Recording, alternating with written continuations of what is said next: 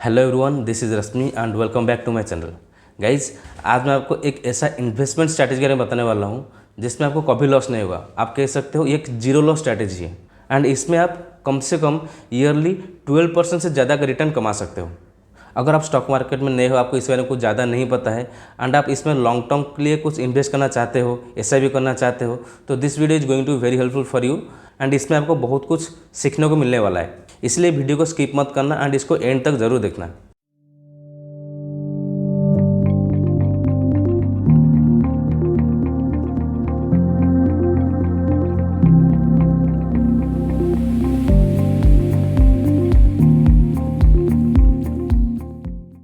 अगर हम बैंक में एफडी करते हैं तो हमको कितना परसेंट रिटर्न मिलता है? हार्डली 6 या 7%।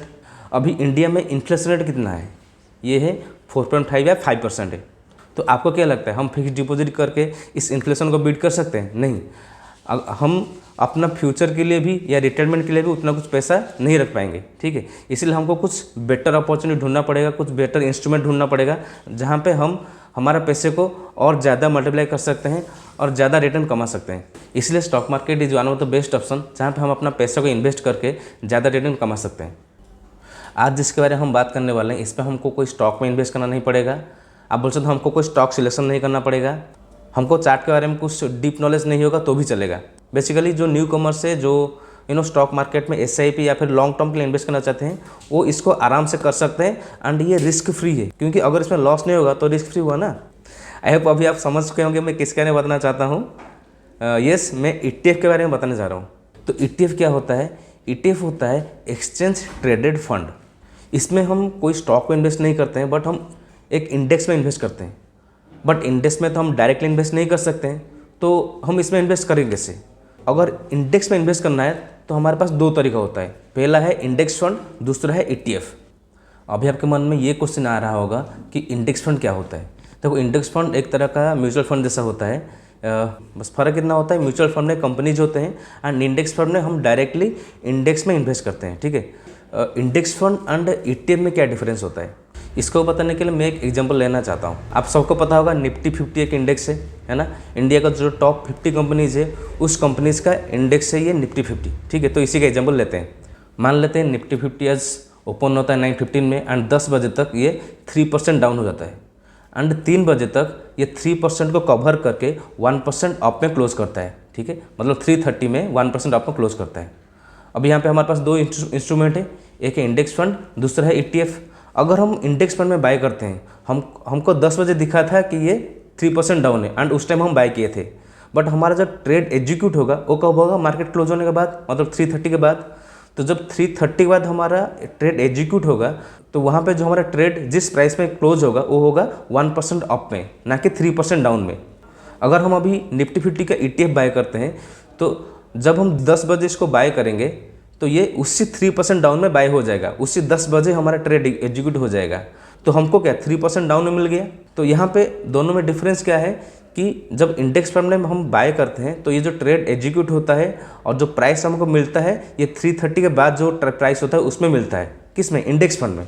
एंड निफ्टी 50 होता है क्योंकि ये स्टॉक की तरह ट्रेड किया जाता है। जैसे स्टॉक ट्रेड करता है उसी तरह निफ्टी 20 को भी वैसे ट्रेड करते हैं। जिसलिए हम जिस टाइम में इसको बाय करेंगे और जिस प्राइस में ट्रेड कर रहा होगा उसी ट्रेड में उसी प्राइस में हमको ये मिल जाता है। आई होप अभी आपको समझ में आ गया होगा कि इंडेक्स फंड एंड ईटीएफ में डिफरेंस क्या होता है। चलिए अब आगे बढ़ते हैं। इंडेक्स फंड के बारे में आपको मैं एक दूसरा वीडियो में डिटेल में बताऊंगा, बट क्योंकि this video is only dedicated ETF तो हम ईटीएफ में फोकस करेंगे। ईटीएफ स्टॉक मार्केट में एक स्टॉक की तरह ट्रेड किया जाता है, यानी कि अगर हम 9:15 के बाद यानी 3:30 से पहले हम जब भी चाहें इसको स्टॉक की तरह बाय और सेल कर सकते हैं। हम इसमें चाहें तो इंट्राडे भी कर सकते हैं, यानी कि 10 बजे खरीद के 10 11 बजे 12 बजे जब भी चाहे हम सेल भी कर सकते हैं। ईटीएफ को प्योरली स्टॉक की तरह ट्रेड किया जाता है स्टॉक मार्केट में। जैसे आपको मैं पहले बोला था कि ईटीएफ ट्रैक करता है इंडेक्स को। तो इंडियन स्टॉक मार्केट में बहुत सारा इंडेक्स है, जैसे आपका Nifty 50, Nifty bank, Nifty IT, Nifty pharma, Nifty mid cap and Nifty small cap and और भी है। आज मैं आपको इस वीडियो में 5 ईटीएफ के बारे में बताऊंगा जिसमें हम इन्वेस्ट करेंगे एंड इसमें लॉन्ग टर्म तक इन्वेस्ट करेंगे। सबसे पहला ईटीएफ है निफ्टी 20।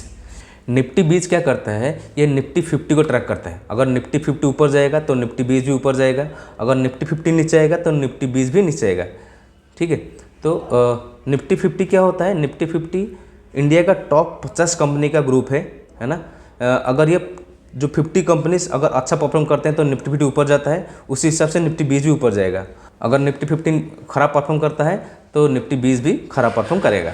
जो पहला हमारा ETF था वो था निफ्टी 20, जो निफ्टी 50 को ट्रैक करता है एंड उसी हिसाब से ऊपर या नीचे जाता है। दूसरा जो मैं बताऊंगा ETF वो है निफ्टी POC बैंक। ये क्या करता है, निफ्टी बैंक को ट्रैक करता है। ओके, तो निफ्टी POC बैंक जो होता है ये इंडेक्स होता है और ये कंप्राइजेस ऑफ 12 कंपनीज, मतलब इंडिया का जो टॉप 12 बैंक्स है उसी को लेके ये निफ्टी POC बैंक का इंडेक्स बना है and Nifty POC bank ETF इसको ट्रैक करता है। ठीक है, तो आपको क्या लगता है इंडिया का इकोनॉमी बढ़ रहा है या घट रहा है? ऑब्वियसली अभी इंडिया का इकोनॉमी बढ़ रहा है एंड ये आगे भी बढ़ेगा। तो अगर इंडिया का इकोनॉमी बढ़ेगा तो इसमें सबसे बड़ा योगदान किसका होगा, इंडियन बैंक्स का, है ना। तो अगर इंडिया का इकोनॉमी बढ़ेगा तो डेफिनेटली इंडिया का बैंक भी बढ़ेगा। हम डायरेक्टली इस बैंकिंग सेक्टर में इन्वेस्ट कर सकते हैं through this POC bank ETF। ठीक है, ये दूसरा था। तीसरा जो है वो निफ्टी IT ETF, ये निफ्टी IT इंडेक्स को ट्रैक करता है। अगर निफ्टी IT इंडेक्स बढ़ेगा तो ये निफ्टी IT ETF ये भी बढ़ेगा। अगर निफ्टी IT का इंडेक्स नीचे आएगा तो ये निफ्टी IT ETF नीचे आएगा। फोर्थ है निफ्टी फार्मा। आपको क्या लगता है फार्मा इंडस्ट्री आगे बढ़ेगा या नहीं? देखो अभी इंडिया है highest populated country in the world, है ना। यहाँ का पॉपुलेशन सबसे ज़्यादा है, तो अगर ज़्यादा पॉपुलेशन है तो ज़्यादा बीमार पड़ेंगे, है ना। अगर ज़्यादा बीमार पड़ेंगे तो ज़्यादा मेडिसिन खाएंगे, तो डेफिनेटली ये जो फार्मा इंडस्ट्री है ये भी बढ़ेगा। अगर फार्मा इंडस्ट्री बढ़ेगा तो फार्मा कंपनीज़ को फ़ायदा होगा, है ना। तो अगर हम इस फार्मा इंडस्ट्री में इन्वेस्ट करेंगे, इस फार्मा इंडेक्स में इन्वेस्ट करेंगे तो हम भी फायदे में रहेंगे। इसलिए जो निफ्टी फार्मा ETF है इसमें हम इन्वेस्ट कर सकते हैं। And the fifth one is Nifty mid cap ETF। Nifty mid cap ETF जो है ये निफ्टी मिड कैप इंडेक्स को ट्रैक करता है। अगर निफ्टी मिड कैप ऊपर जाएगा तो ये ETF भी ऊपर जाएगा, अगर निफ्टी मिड कैप नीचे आएगा तो ये नीचे आएगा। ठीक है, तो हम इसमें भी इन्वेस्ट कर सकते हैं। तो ये तो था जो 5 ETF जिसमें हम इन्वेस्ट करते हैं, इसका नाम बता दिया। अभी हम इसमें इन्वेस्ट करें कैसे? देखो, जो सबसे पहला मेथड होता है जो हर कोई करता है वो है मंथली SIP। हम इस ETF में मंथली SIP कर सकते हैं। ये तो एक ट्रेडिशनल मेथड हो गया। हम इस ETF में एक अलग तरीके से इन्वेस्ट कर सकते हैं एंड इसमें हम ज़्यादा मुनाफा कमा सकते हैं। तो क्या है, जब भी ये इंडेक्स निफ्टी IT हो, निफ्टी फार्मा हो, निफ्टी मिड कैप हो या निफ्टी 20 हो, जो भी हो, अगर कभी भी ये ETF जिस दिन ये 1% गिरा होगा उस दिन हम उसको बाय करेंगे। जो भी हमारा बाय करना होगा 2000, 3000, 10,000 जितना भी हमको बाय करना होगा, जब भी हम देखें कि निफ्टी का ये इंडेक्स आज 1% से ज़्यादा गिरा हुआ है उस दिन हम इसको बाय करेंगे एंड इसको होल्ड करेंगे। हम चाहें तो इसको 1 ईयर 2 ईयर 3 ईयर जितना ज़्यादा हो सके उतना ज़्यादा तक हम इसको होल्ड करेंगे। हम चाहे तो इस इंडेक्स में स्विंग ट्रेड भी कर सकते हैं। स्विंग ट्रेड करने के लिए वही सेम मेथड है, जब भी 1% या 2% डाउन हो हमको बाय करना है एंड जैसे ये 3 to 4% अप जाएगा हम वहाँ पे सेल करेंगे। इस तरह हम एक स्विंग में बाय सेल कर सकते हैं एंड इसमें हम एवरेज 25 to 30% ईयरली कमा सकते हैं। स्टार्टिंग से मैं आपको ये बोलते आ रहा हूँ कि इसमें आपको हमेशा पॉजिटिव रिटर्न आएगा, कभी भी नेगेटिव रिटर्न नहीं मिलेगा। तो इसलिए मैं आपको चलिए एक एग्जांपल दिखाता हूँ ताकि आपको और अच्छे से क्लियर हो जाए। चलिए मैं आपको एक एग्जांपल देता हूँ। एग्जांपल के लिए मैं निफ्टी 50 का ETF या निफ्टी 20 को लूँगा। चलिए अभी निफ्टी 20 का रिटर्न को देखते हैं। ओके, ये है निप्पन इंडिया ETF या फिर निफ्टी 20। इसका जो 1 ईयर का रिटर्न है वो 67.43। आपको मैं बोला था कि 12% से ज़्यादा हो सकता है ना।